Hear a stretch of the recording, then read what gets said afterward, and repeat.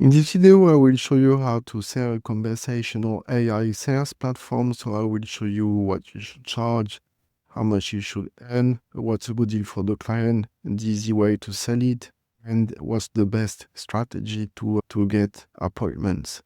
So let's dive in. First of all, what's a conversational AI sales platform? Well, this is a system built in NIN and Go High Level primarily. This is what I use, that interacts with potential and existing customer in a natural, human-like way through voice assistant, SMS, and WhatsApp. It automates everything like qualifying leads, scheduling appointments, following up relentlessly with prospect.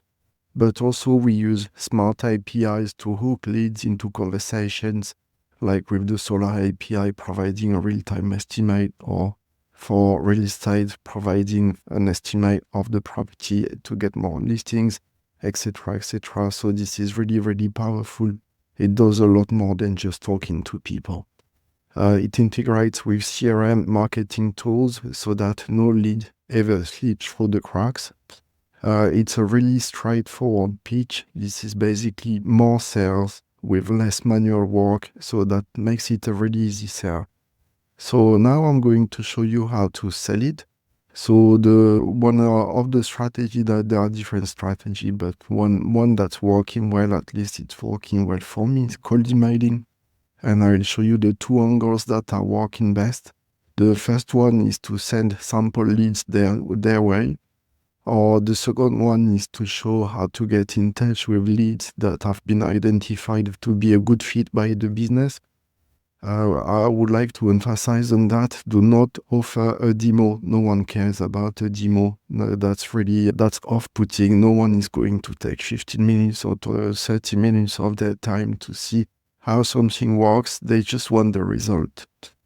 So now I'm going to give you two templates. So don't reproduce that. Don't just copy and paste, because next week they'll stop working.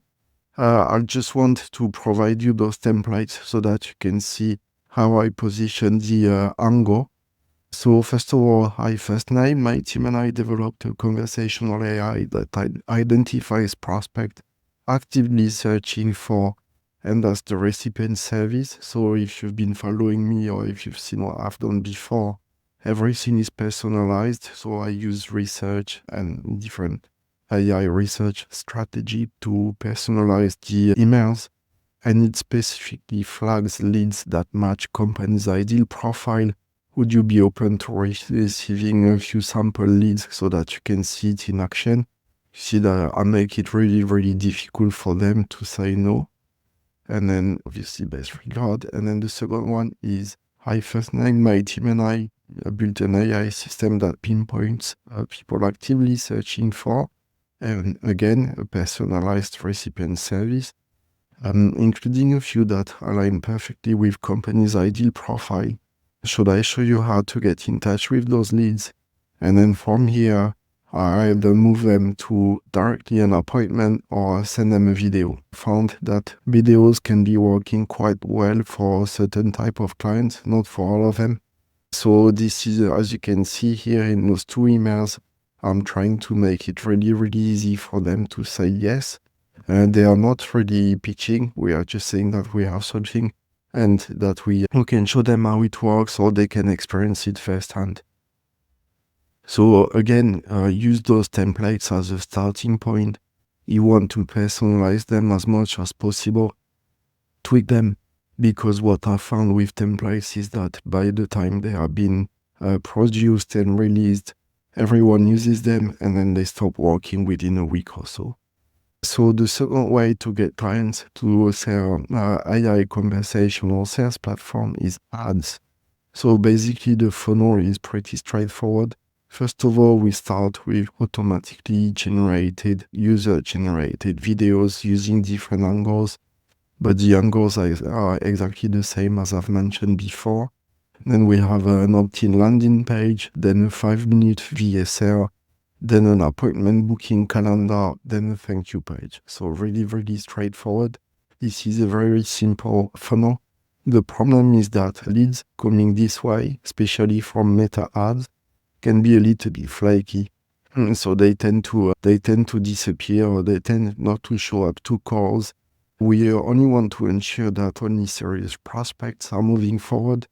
So the secret there is to have a lead qualification form that's been sent after the appointment has been booked. So here, if we go back into the funnel, you see that they've opted in on the landing page, so they know what the offer is, and hopefully they've watched the VSL, so they know what we are talking about, and then they committed to book an appointment.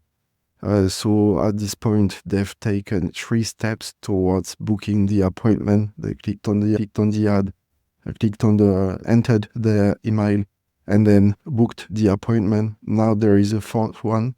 So that's this qualification questionnaire that's been sent using a very strong follow-up SMS, voice, and WhatsApp conversational AI sequence to impose the disqualification from completion prior to the call. And if they don't do that, appointment is cancelled. And so this is actually really, really useful because they can see firsthand how the conversational AI system functions and how they are going to get qualified leads themselves. So the cost per call is going to be anywhere between $150 to $180. This is what I'm experiencing. So you can have it cheaper, you can have it higher, but you will see that it's really hard to have it not profitable. Pro tip, if you've promised leads in the first email, you can leverage a pixel tracker to capture email data. So from 15 to 25% of website visitors, that works in the US only. So that helps you fulfill the promise to deliver free leads.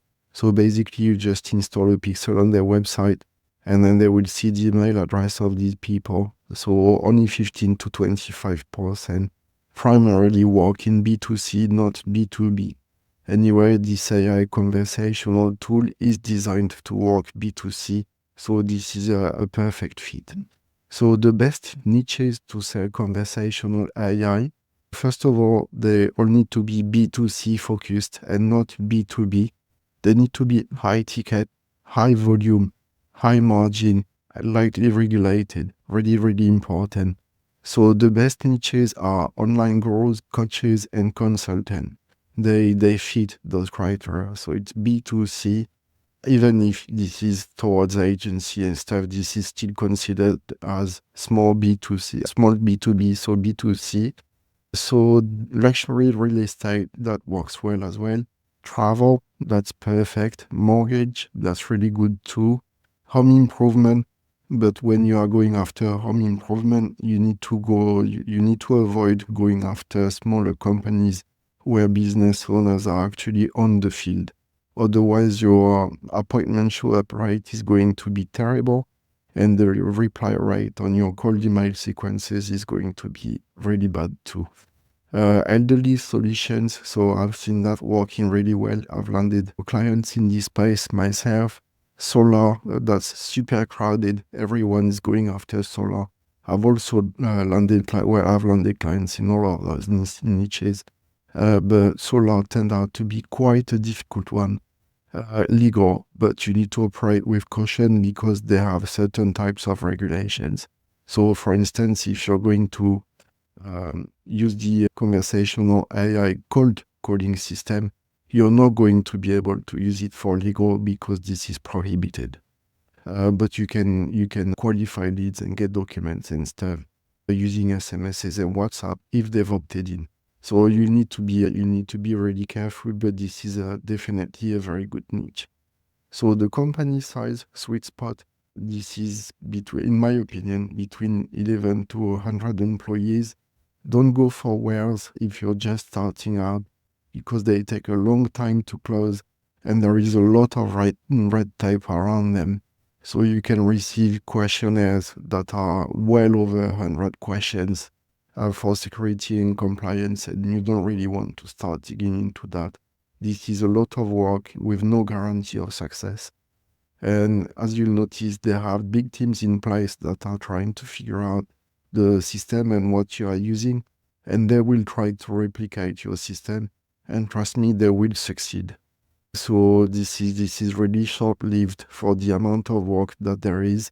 So I don't recommend going afterwards. How do you know to position yourself to get clients the easy way? Well, first of all, as you can see, the best proof of its effectiveness is your own experience. So you are selling the exact same product than the one that they initially caught their interest. So you're not selling anything different than what they've already experienced themselves. So that means every appointment you get through the system serves as a live proven case study, demonstrating firsthand that the approach really works.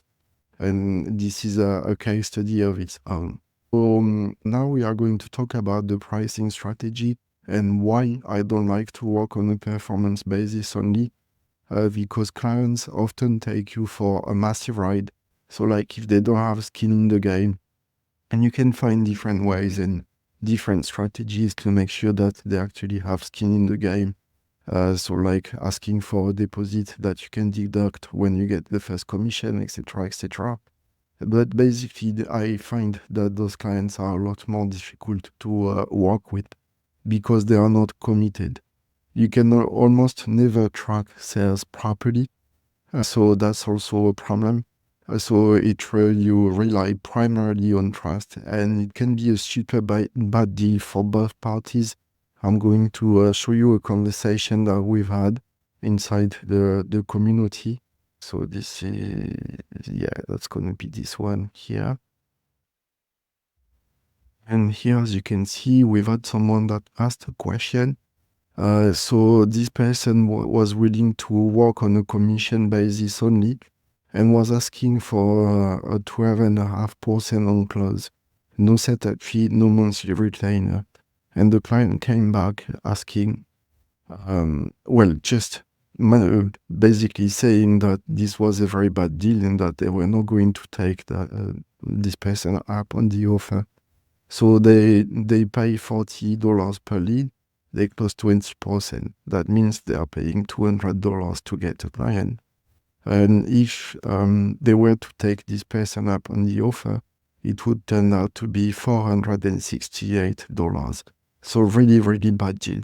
So my recommendation here is pretty straightforward. It's based on numbers. So ask for a setup fee, a monthly retainer, and a much smaller commission on sale. Let's assume that they have enough leads to cover the initial setup fee, also to liquidize it. The monthly fee is being $750 with 3% commission from 1,000 leads. That comes to 16 sales, and their ticket was 3,500, so that's 60,000, and the commission is 1,800. So you see the monthly fee, $750 plus the commission, 1,800. So that's 160 per lead. So per sale. So it's a much better deal than the 460 that was initially offered, working on a commission basis only. So you always need to make sure that the commission or what you're going to charge doesn't exceed what they are currently paying. Otherwise, it makes it an impossible sale. So next, we are going to see, well, we've already mentioned that. So how to price it. So the setup fee, 1,500, that's designed to starting at 1,500. That depends on whether you need to customize the system a lot, whether you need to set up APIs and different kind of integrations, the complexity of their CRM, their sales process, etc. And so that's, in my opinion, mandatory. A monthly retainer that's usually based on volume from $500 upward, and then always a success fee. So if you can track sales, I recommend basing the calculation on 3% to start off with. And if not, you will go with a set fee per qualified appointment. That's really important to do that. If you can track or if you can trust the clients to provide you with an accurate number. So, as I've mentioned previously, Always make sure that the cost to acquire a new client using your system doesn't exceed the cost of what they are currently paying. Otherwise, you're not going to be able to sell it. So I hope this video was helpful, and I look forward to seeing you in the next one. Bye bye.